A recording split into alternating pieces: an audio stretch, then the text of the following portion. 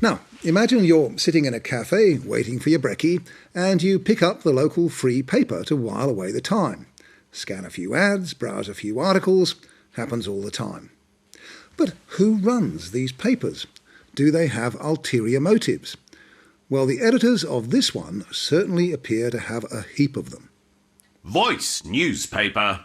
We are the only paper to go both sides of the river. That's the Swan River in WA.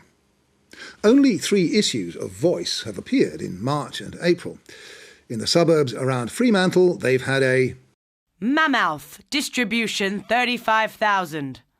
That is a pretty mammoth effort for a small start-up paper, which is not to be confused, by the way, with the well-established free paper The Perth Voice, published just upriver. No, the aim of Voice in Fremantle, said the editor of its first edition, is to adopt a completely new, different and refreshing approach to local news telling and business promotion. Darley Sampson, editor. Well, that's certainly a new and different name. Oh, sorry, it's another mammoth mistake. Over here it says CEO and editor, Daryl Sampson.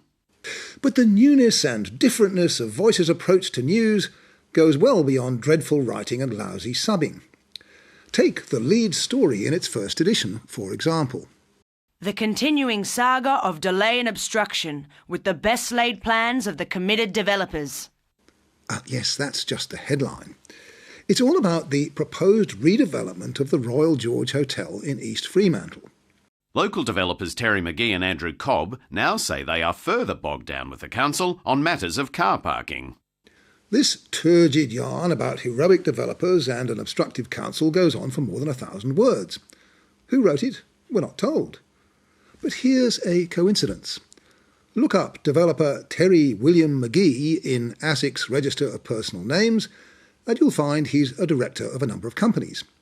For some of them, like Ostasian Finance Proprietary Limited. His address is given as Unit 10, 79 Thompson Road, North Fremantle.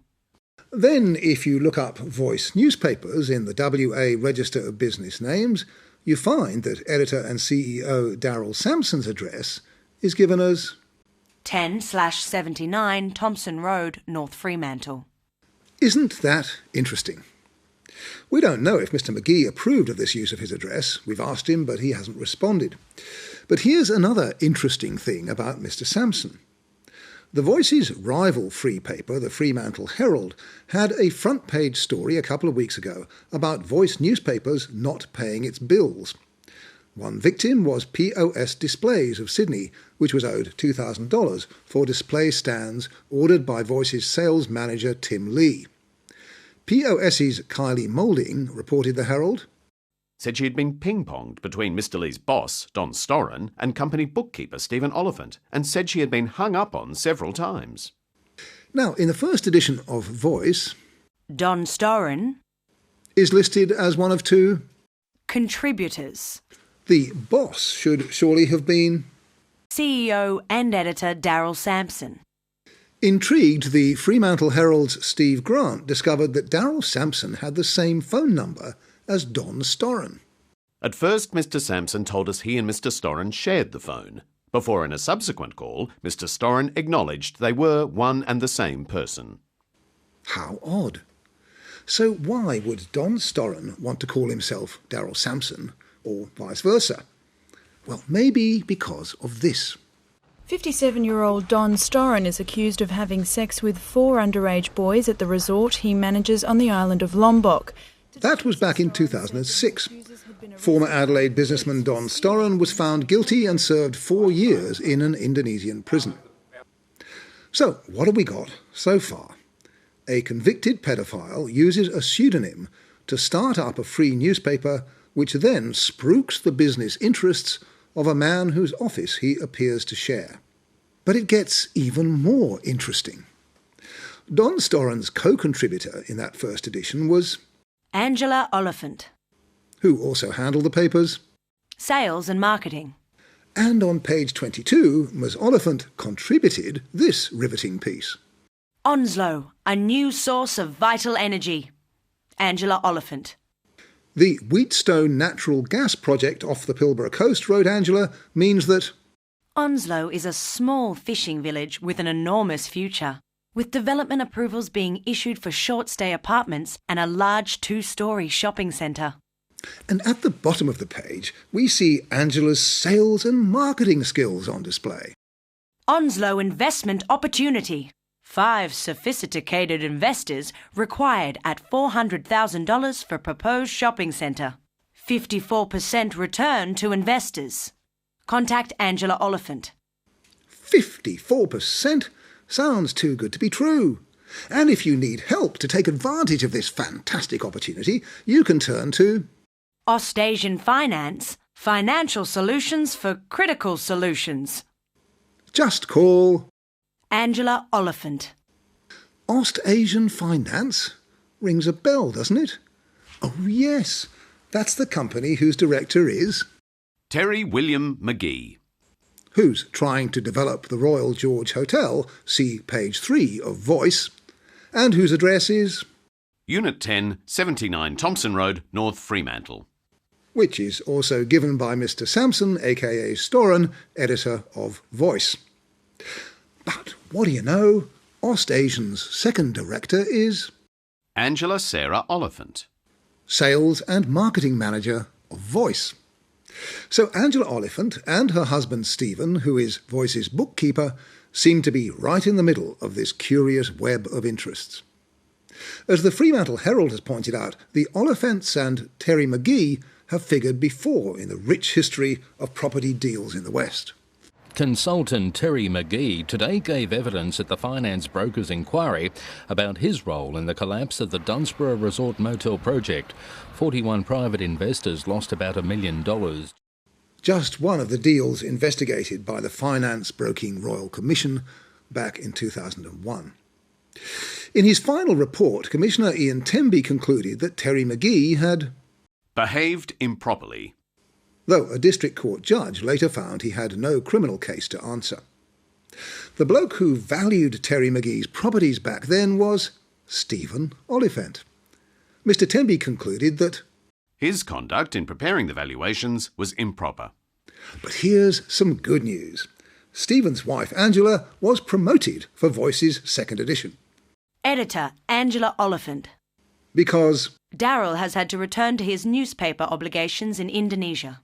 Terry MaGee denied any involvement in Voice newspapers, but he did agree on the phone that, as well as being a director of Ostasian Finance, Angela Oliphant is an editor of the paper too. So what? I can't control what directors do. I'm a director of 15 or 20 different companies. I've had no involvement with Don Storen. We've asked Angela Oliphant and Don Storen about the multiple conflicts of interest involved in this smelly little enterprise, and received no response. Since its third edition in April, Voice seems to have fallen silent. And a good thing too. Here's my entirely unqualified advice. Steer well clear of those Onslow investment opportunities. 54% indeed. And now let's travel back to a Mediawatch programme that went to air almost 20 years ago. Well, a short while ago I spoke to John Lombard and I asked him whether he thinks people power can triumph in the Soviet Union. It's largely symbolic at the moment because the numbers are really quite small. At the time, Mediawatch accused Sydney newsreader Angela Pearman and several other ABC newsreaders around the country of faking that interview with John Lombard in Moscow. The allegation was repeated in our 20th anniversary special in 2009 and was until recently available on our website. We're now satisfied that in Angela Pearman's case the allegation wasn't accurate. She had interviewed John Lombard by telephone earlier that day. Her questions and his answers were recorded simultaneously in Sydney and Moscow and later edited together. Ms. Pearman did not, as Mediawatch alleged, deceive her audience. Our belated apologies. Better, I hope, late than never. And maybe Carl Stefanovic of Nine's Today Show owes a bit of an apology to Her Majesty the Queen, and indeed to His Royal Highness Prince Philip. The Queen has spoken of sad and regrettable mistakes at a state banquet at Dublin Castle. She was praised after opening her speech in Gaelic. ulterior agus a coisa. My husband is drunk. Hilarious. Alicia Gorry could hardly keep a straight face. Let's check the finance figures for you now. And in the US, the Dow Jones is up 80 points. Come on, Carl. On commodities markets, gold is stronger. The Queen might not have been so amused, but heck, all she's got is a crown. Carl's got a gold logie. And talking of logies and husbands and the demon drink, who can forget this on the morning after Logie's Night 2009?